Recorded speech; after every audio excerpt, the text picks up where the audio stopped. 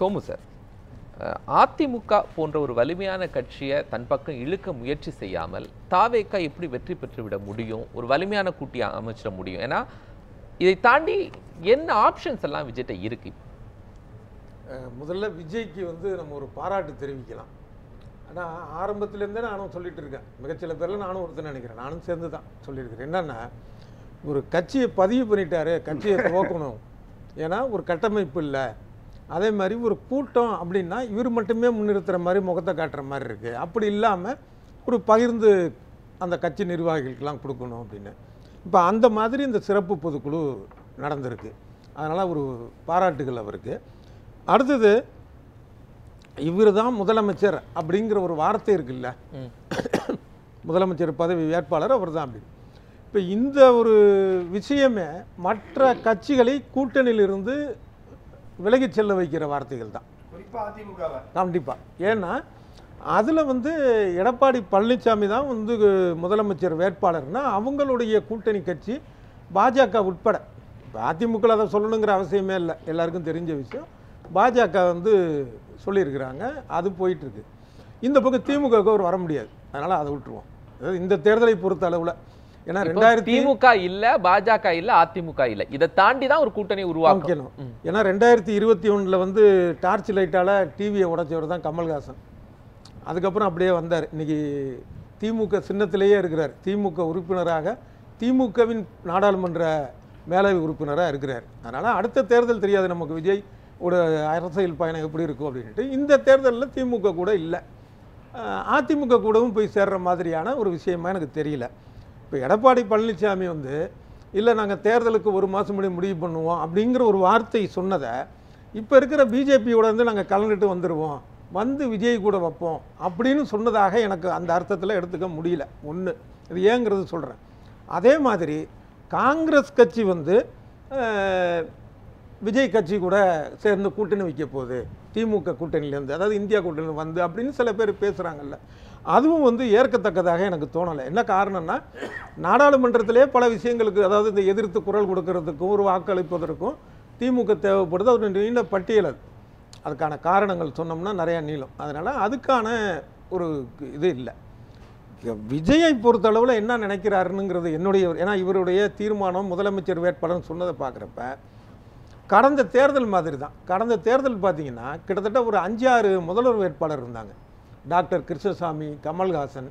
சட்டப்படி பார்த்தீங்கன்னா 234 தொகுதியில் தனித்தோ கூட்டணியோ 117க்கு மேலே வாங்கக்கூடிய கட்சியோ கூட்டணியிலேருந்து முதலமைச்சர் வரணும். ஆனால் தமிழ்நாட்டு மக்கள் வந்து கொஞ்சம் பெரிய ஊடகங்களும் சரி மக்களும் சரி ஒரு பரந்த மனப்பான்மை உள்ள, கொஞ்சம் பிரபலமாக இருந்தாலும் அவங்க முதலமைச்சர் வேட்பாளர்னு ஒத்துக்குவாங்க, ஜெயிக்கணுங்கிற அவசியம்லாம் ஒன்றும் கிடையாது. இப்போ கமலஹாசன் வந்து 2021 ஒரு முதலமைச்சர் வேட்பாளர், புதிய தமிழங்க கிருஷ்ணசாமி ஒரு முதலமைச்சர் வேட்பாளர், டிடிவி தினகரன் ஒரு முதலமைச்சர் வேட்பாளர். அந்த மாதிரி விஜய் வந்து ஒரு முதலமைச்சர் வேட்பாளர். இப்போ அவ்வளவுதான். மற்றபடி வந்து ஒரு வெற்றி பெறுவதற்கான ஒரு சாத்தியம் அப்படிங்கிறது இல்லை. அந்த வரிசைக்குள்ள நீங்கள் விஜயை கொண்டு நிச்சயமா இல்லை. நான் அந்த பழைய வரிசையை சொல்கிறேன். டாக்டர் கிருஷ்ணசாமி, டிடிவி தினகரன், கமல்ஹாசன் வரிசையில் தான் சொல்கிறேன். திமுக அதிமுக சொல்லவில்லை. வாய்ப்புள்ள முதலமைச்சர் வேட்பாளர்கள்லாம் மு.க. ஸ்டாலின், எடப்பாடி பழனிசாமி தான், விஜய் கிடையாது.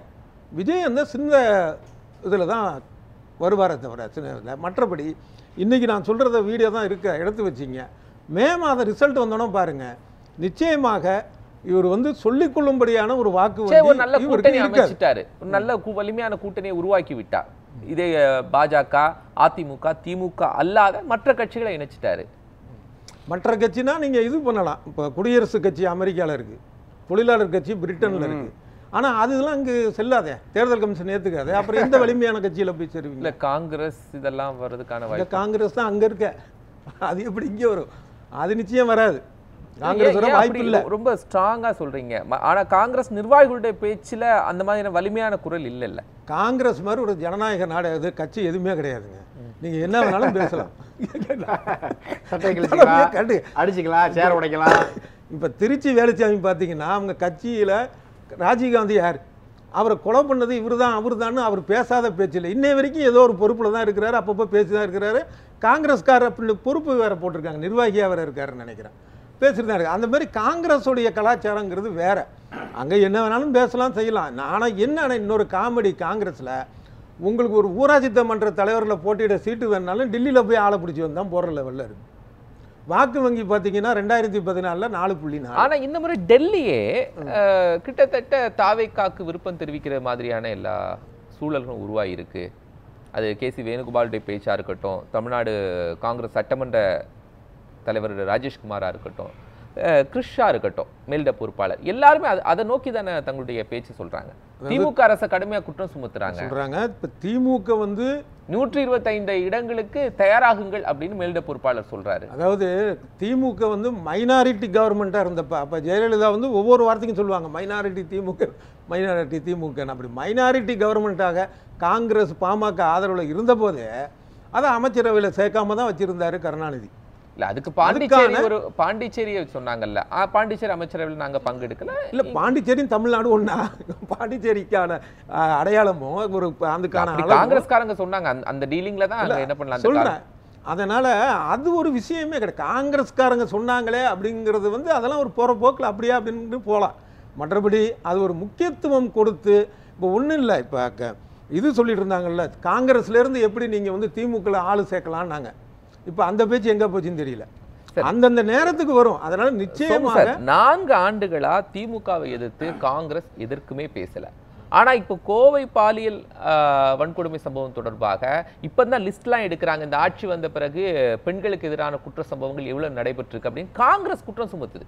ஒன்றும் இல்லைங்க, அதிமுக டேட்டா வெளியிடல, காங்கிரஸ் வெளியிடுது. அதாவது ஏற்கனவே சொல்லியிருக்கேன்னு நினைக்கிறேன். அது வெயில்னா வேர்க்கூர் வரும், மழைன்னா மூக்கடைக்கும், தேர்தல் வந்துச்சுன்னா குறை சொல்லும் காங்கிரஸ். இந்த 3 இயல்பு இயற்கை.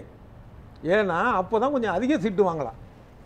மற்றபடி வந்து கூட்டணி விட்டு நாங்கள் போகிறோம், இல்லை தனித்து நாங்கள் ஆட்சி அமைக்க போகிறோம், இல்லைங்க வேறு ஒரு இது பண்ணுறோம் அதுங்கிற அது இதெல்லாம் எல்லா பேச்சும் எக்ஸ்ட்ரா சீட்டுக்கு துண்டு போடுற வேலை தான்.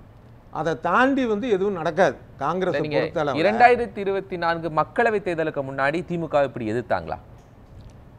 2000 அது நினைவில். ஆனால் ஒவ்வொரு சட்டமன்ற தேர்தலை போய் இந்த மாதிரி பேசுறது எனக்கு நினைவு இருக்குது.